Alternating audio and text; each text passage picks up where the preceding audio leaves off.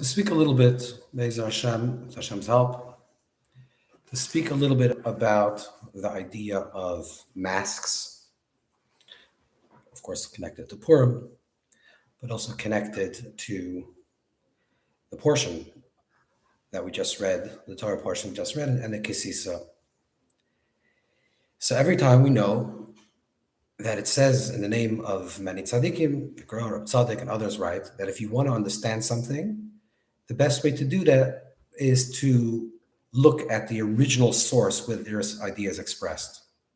So if you want to understand what is the idea of masks, what does masks represent, the best way to do that would be to look in the Torah itself to see if there is a concept of a mask that the Torah speaks about. And in fact, it does. At the end of the Parsha of Kisisa, the story of the golden calf, the Torah speaks about Moshe Rabbeinu coming down from the mountain, and that his face was aglow, and the people weren't able to see his face. They're overwhelmed by the presence of his countenance, of his light that was shining from his face. And he put on a mask. In Hebrew, the word that the Torah uses for a covering or a mask is a masva. And this is a mask that the Chazal, the sages, speak about this. Rashi brings it down. This was a mask that was not worn when he was in dialogue or dialoguing with HaKadosh Baruch, with Hashem, when he was receiving the Torah. And neither was it revealed, or neither was it concealed, in fact. Neither was he concealing his face when he was teaching Torah face-to-face with the people. But any other time throughout the day, when he was, for example, just walking about, so to speak, on the level of Moshe, what that means, he would be wearing this mask. So what is the idea of the mask? What is the root of this concept?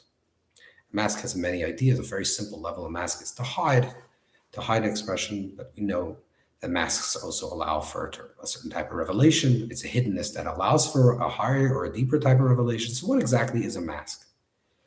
So the Arizal, the Holy Ari, speaks about the idea of masva, and he does something which is usually consistent with his teachings, that he draws a connection with its numeric value. That the numeric value with its total is 112. Mem Samach Vav Hey, with the total itself is 112, which 112 is one of the names of Hashem, which is Yud Beis Kuf, or Yahweh. It's a name we can pronounce because that's actually the river, the same name of the river that Yaakov crosses over when he went to go find the Pachim Ketanim, when he has the battle with Esav, the sire of Esav, the prince of Esav. Yahweh, this Yahweh, is connected with the three names of Hashem. Hashem, the infinite one, which in numeric value is 26. Elohim, which is Hashem as vested within the world of nature, the natural world, and the world of power and force, which is 86. And the name Eka, which is the name of Hashem corresponding to the idea of becoming.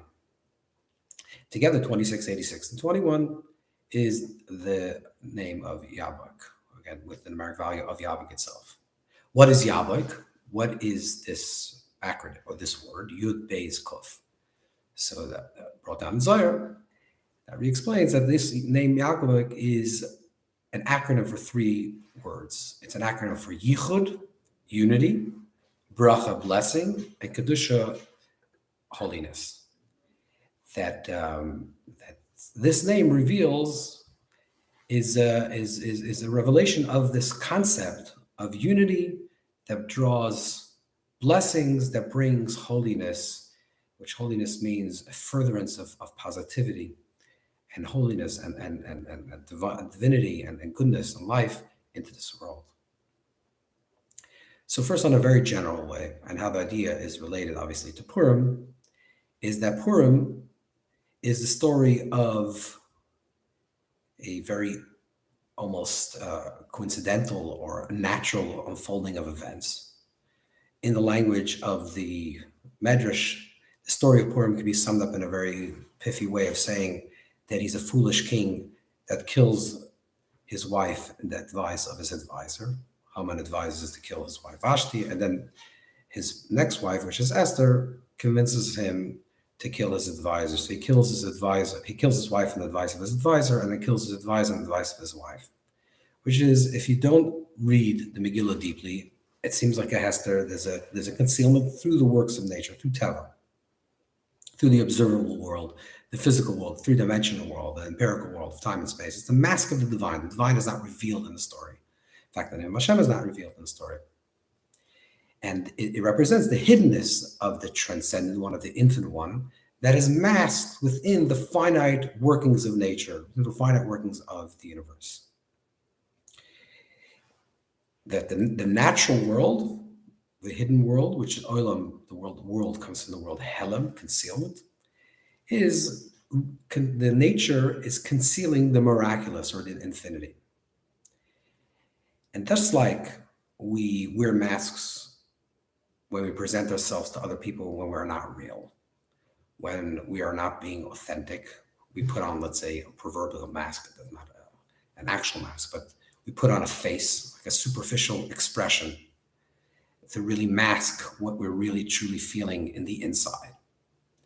So the mask is used almost as a facade to hide our true feelings. So a person, shows a face of joy, or even a face of sadness in a funeral, but really they're feeling really joy inwardly for whatever reason, bizarre reason. But they're putting on a mask, they're putting on a fake face. It's an inauthentic expression. The same thing on one level. The collective mask of creation, of nature, is masking the divine providence, the divine presence. It's masking the infinite. And that's really the story of Purim, that the hiddenness of the divine which was masking in the universe. These two ideas, whether it's a mask that we assume, a superficial expression that we assume in order to relate to others, which seems to be inauthentic, and this idea that the world itself is a mask that's hiding the divine, are interrelated. Because the inner world, the microcosm and the macrocosm are really reflections of each other. The objective, or the subjective to say differently, the subjective is really a correlation to what happens in the objective. There's no outside world and inside world. There's the observation of our inside world and the outside world, and the microcosm and the macrocosm. But in a sense, they're really a reflection of each other. Whatever we're experiencing on a subjective level is what we experience on an objective level. What we're experiencing the inside is something that we're experiencing the outside. So there's an interrelationship between these two ideas. And this is the deeper mystery of the mask. And it tells us as follows: that if we live with other people inauthentically and in a fake way, then we see the facade of the universe. We see the nature of the universe. But if we choose to be authentic with other people, to take off our mask and be real with other people, so that other people can be real with us.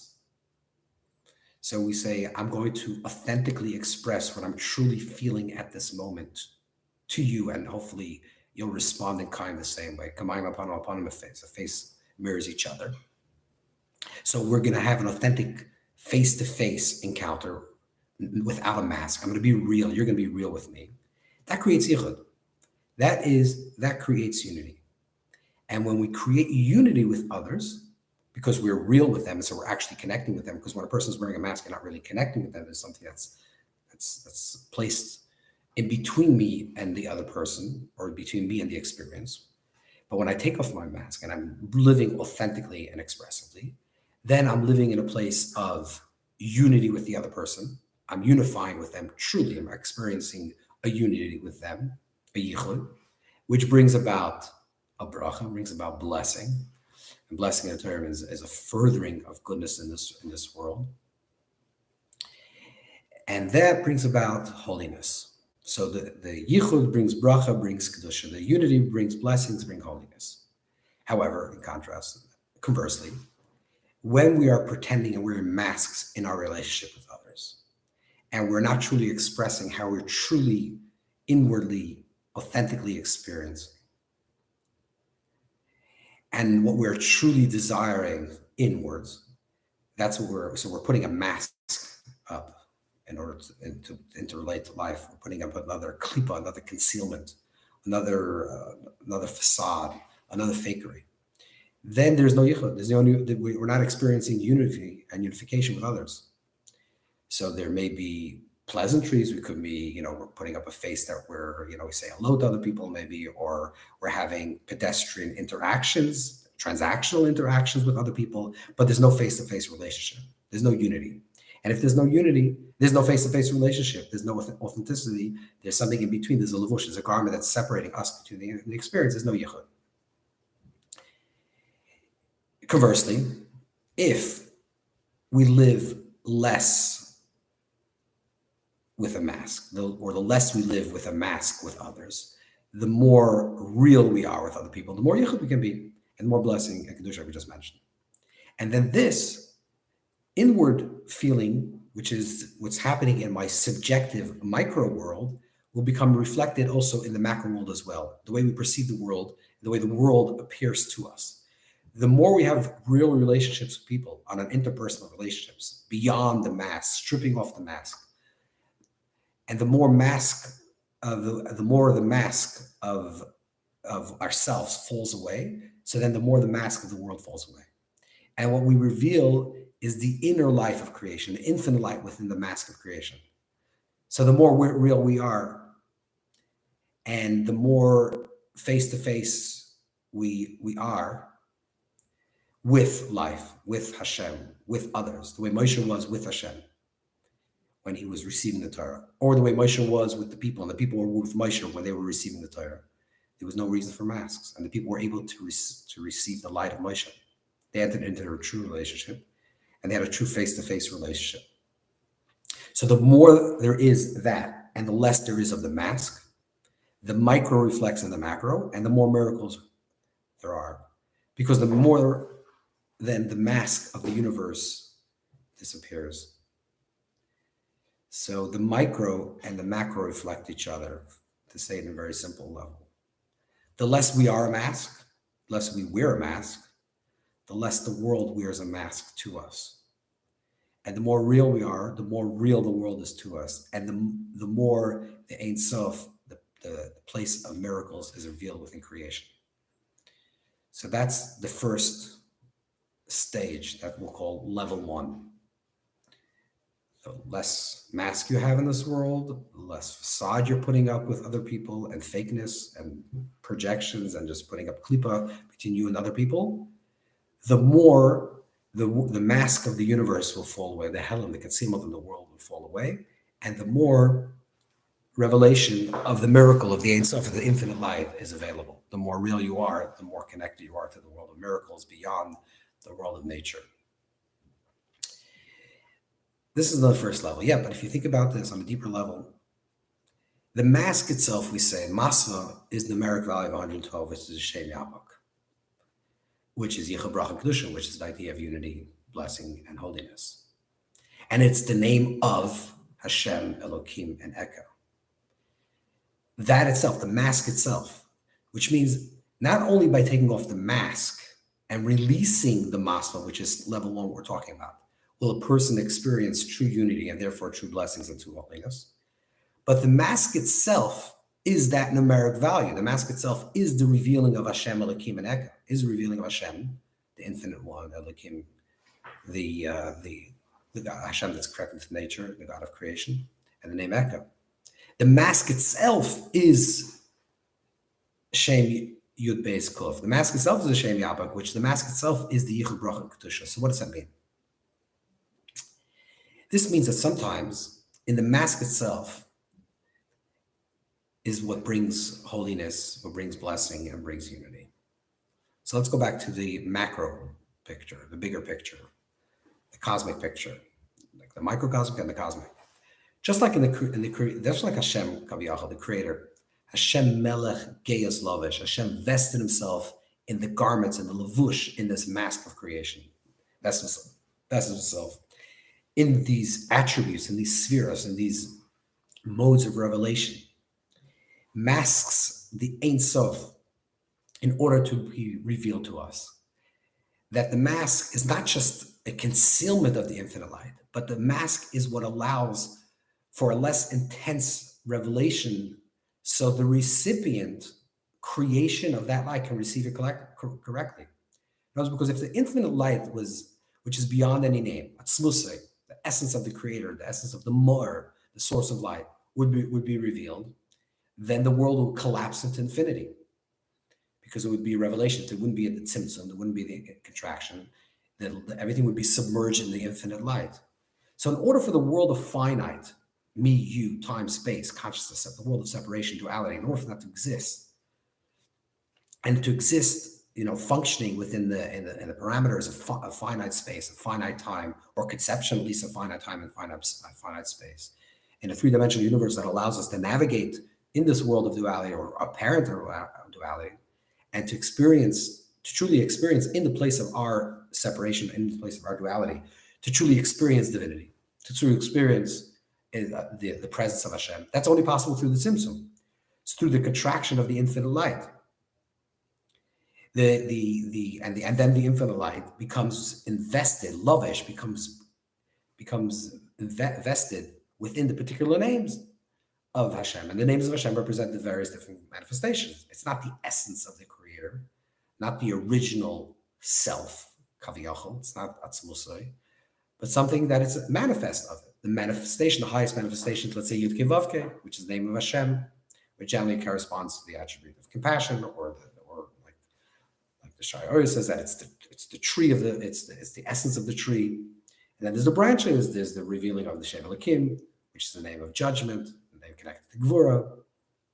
And there is revealing of the name Echo, which is the idea of becoming, the divine that's becoming, revealing itself in this process of becoming, which is hard to connect the Binor to Kesser. But these are all revelations, and all the names of Hashem, the 7 names of Hashem, are related to the different, the Shem Hashem, Hashem, seven names that are not represent the different spheres. They represent the aura of the different spheres, the light of the different kalim of these spheres. But the reason for this process, and that the world was created through these names, so that the world, the infinite space and time and consciousness, can receive the light. Because again, because the essence of creator will be revealed, there wouldn't be a possibility for any creation, because creation will become completely absorbed in infinity. So the whole process of symptom, like we spoke many times in the name of the Maggid, is an act of love, is an act of shashuyim, of desire. There's a contraction of infinite light. The whole process of the contraction of the infinite light to reveal itself within these divine names, whether it's the name of compassion, a name that's connected to kindness, a name connected to strength, or a name connected to wisdom, to knowledge. All of these names is an act of divine love that Hashem, Kaviyachol, the creator in this metaphor, becomes enclosed himself to reflect these principles, these sphero, these emanations that that allow for sort of a filtering through of the infinite light and enabling finite beings to engage with infinity. So the symptom is an act of love, precisely that allows for the world that can receive and interact with divinity rather than to become nullified through it and by it. If this is true on a cosmic level, on a macro level, the same is also true on a micro level, in a microcosmic level, in our own interpersonal relationships with others and in our own lives. That we have to recognize that sometimes the kindest and most compassionate thing to do in the world is not to fully express yourself and not to emote every single thing that you're feeling and every single thought that you're having at all times. If the recipient of those feelings, of those expressions, the receiver is not able to receive our thoughts correctly, they can't assimilate what we're telling them correctly, or they cannot receive our emotions correctly, maybe it's overbearing. So what we're actually doing is we're overwhelming them, and the overwhelming of us overwhelming them in our expressions, all that will cause is distance. It's the opposite of yichud, the opposite of unity. It causes friction. It causes a breaking of the vessel, a shattering of the vessel, and a shattering of the vessel and the light of the vessel separate from each other, or the giver and the receiver separate from each other. So it's not always the kindest thing to say, I want to be real. I want to be true with you at this moment, always. And sometimes we have to not overbear another individual. Just like Hashem, the infinite light, it's an act of love. The purpose of the symptom, the purpose of the contraction was an act of love. Sometimes I have to put on a mask and condense and conceal our feelings, what we're truly feeling, is the only way we can create unity. Let's say, for example, let's say you wake up in the morning and you're walking down the street and you meet somebody and you're not in the mood. Okay, let's say you davened already, so it's not an issue, and you're not so in the mood to engage in a conversation, and you're feeling down, and you're not interested, and then you choose to smile and to say hello to them. You're not feeling it. It's not authentic to what you're feeling right now, but you choose to put on a mask, and that's authentic. It's the authentic act of fakery. It's the most authentic act to pretend. The pretending itself is the most authentic thing to do. The putting on the mask, which is the inauthentic smile, is precisely the most authentic thing that you could do, and the most possible way that you could connect to that other person, and the person connected through you, through that particular smile, which seems to be authentic. So this is the holy mask. This is the mask that brings you yichud, unity. This is the mask that brings you blessings. This is the mask that brings kedusha, not only for yourself unity, and not only for yourself blessings, and only for yourself holiness, but for the world. You're bringing, by encountering the other person in a way that's inauthentic, which is the most authentic thing you can do, is the way that you bring the highest level of unity. So the ability to mask our raw emotions, not because we're dishonest, but because we're sensitive to the recipient. This demonstrates a deeper level of obviously sorrow, of love, a deeper level of self-awareness of what we're trying to achieve. It's not a repression, but it's rather a discipline. It's like a channeling of the truth to foster greater unity rather than distance. This perspective, it transforms the association with mask with the inauthenticity, but actually that is the most authentic thing to do, and that is the way to create unity. Now let's go back to these. So there's two ways how to think about this, and let's think about them in terms of the two ways that we said in relation to the macro and to the world itself. So if in level one, by peeling away the mask of our interactions with the world and the people around us and being authentic, that then becomes reflected in the macro and the mask of finitude, of nature, of teva, of the names of Hashem, of the revelations, becomes peels away, and then we get to the essence. We strip away and we connect to the essence of the infinite light of the world of miracles. That's what happens on level one when you're taking off the mask to be authentic, and therefore you're having connection with other people, and therefore you're being real, and that's the way you have yichud, and therefore the world also takes off its mask, and then you're connected to the miracles, to the light, to the infinity that exists within creation, beyond the finitude. On level two, something even deeper happens in a way. Something even deeper happens. And that is when you choose in the fullness of who you are and the essence of yourself and your most authentic self, which is beyond name and beyond description, beyond revelation. And you choose to be vested in a mask, to assume like a position, a posture of being kind to another person, because that is what is demanded of you in this interaction. So you're choosing authentically in authenticity. You're choosing fakeness in a real way. So maybe you're not going to have a face-to-face and a deep relationship in this moment, in this transpiring moment, you and the other person, but you're kind, and you choose to smile, and you choose to show yourself to be in a good mood, even if you're not. You choose to wear the mask, and the fullness of who you are is wearing a mask. That's level two.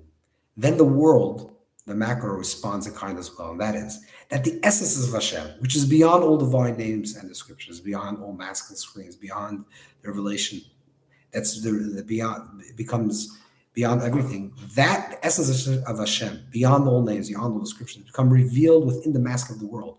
Not that it undoes the mask of the world, but within the mask of the world, within the teva, within the nature of creation, within the helam of the olam, within the concealment within creation, which is essentially the story of the Purim story, which is the essence of Hashem, which is beyond the name, and therefore the Megillah has no name of Hashem, becomes revealed within the seemingly workings of nature, with the unfolding of natural events and history. This is the tremendous chiddush, this is the tremendous novelty of Purim, that the recognition that the essence of Hashem is revealed within nature, and therefore even within nature, the hester of concealment of the helam, within the concealment of the world, the essence of Hashem is present. And this is the greatest miracle of all, because this is the ness that is mislabish in Teva. That's the ness that becomes vested within creation. And that's even the higher miracle. So to recap, there are two paradigms here and two ways how to relate to masks, because the idea of masks, of course, both is a concealment, that's a very superficial level. But sometimes the concealment of something helps to reveal something deeper. And then the first level, what we're saying is, in order to create yichud, in order to create unification and blessings and holiness in this world, you have to take off your mask and you have to be real. And when you take off your mask and you're being real with other people, and also real, of course, with yourself, the world will respond in kind. You'll be able to see in the subjective world, through the subjective creation of taking off your own inner mask, you will be able to perceive in the objective world, so to speak, you will be able to see the same reality of that truth, that the concealment of the world will disappear, will fade away, the mask of the world will fade away, and you'll connect yourself with the world of miracles, the world of the Ein Sof, the infinite light that really pulsates throughout all of creation. So even though the world seems to be natural, that's the facade, that's the teva, that's the nature, that's the tzavua, that's the paint, it's the coat that covers over the infinite light.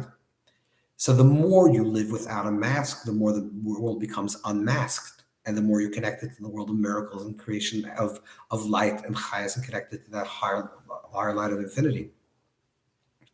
And level 2, we're saying that just like the Creator chooses authentically to be inauthentic, so to speak, through the tzimtzum, chooses to be revealed within the facade, because otherwise creation will be completely overwhelmed. So there's a practice, and that's the ultimate act of love. The ultimate act of love is not to be always authentic. Let's say, for example, with your spouse, or your children, or your coworkers, or people that are in your orbit. But sometimes the most authentic and the holiest thing in the world to be is to put on a mask, to you fully choose, not to be inauthentic, not to be unreal with yourself, but to actually you knowing who you are and having the self-awareness of who you are, and knowing that you're not in the mood and you're not feeling it. You know that the best possible thing for you to do now, the most holy thing in the world for you to do now, the most kind thing and compassionate thing for you to do now, and what you do now will create ultimate yichud, unification with others, and that will bring more blessings to you and to them and into the world, and more kiddush and more holiness and divine presence within this world. Is dafka when you put on a mask. So the inauthentic act of putting on a mask is the most authentic thing that you can do. So then what happens to the world? What's the revelation, so to speak, that happens in the world? Because it's in the mask. The mask is not taken off. We said that, in fact, that the mask is the name Elohim, is the name Hashem, is the name Eka, is in fact the Yichud Bracha V'Kedusha, is in fact this higher divine name, Hashem Yabod. What does it mean? What does it mean? What does it mean in terms of how we see the world, how we perceive the world? What it means is that not that we only connect with the infinite light, with the origins of the infinite light. That's beyond the mask of creation. We connect with the essence of Hashem, Kaviyachol, the essence of truth, the essence of ultimate authenticity, the ultimate, which is beyond description, beyond even defining it as infinity, the essence of the Creator, becomes revealed. And where does that become revealed? Specifically within the mask of creation, because that's the ultimate act of tzimtzum, that's the ultimate act of the kindness of the Creator to reveal Himself within creation. Now, what does it mean practically? It means that there are two ways how we can experience something more in this world. The first way, in the level 1, that we experience more in this world, is when we experience something miraculous, extraordinary, something that lifts us beyond the normative way, the way we think and we experience life. Let's say it's a blessing in finance, or it's a blessing with children's health, or it's a blessing in health, or anything that a person needs in this world. All of a sudden, a miracle comes, something that's extraordinary, unexplainable.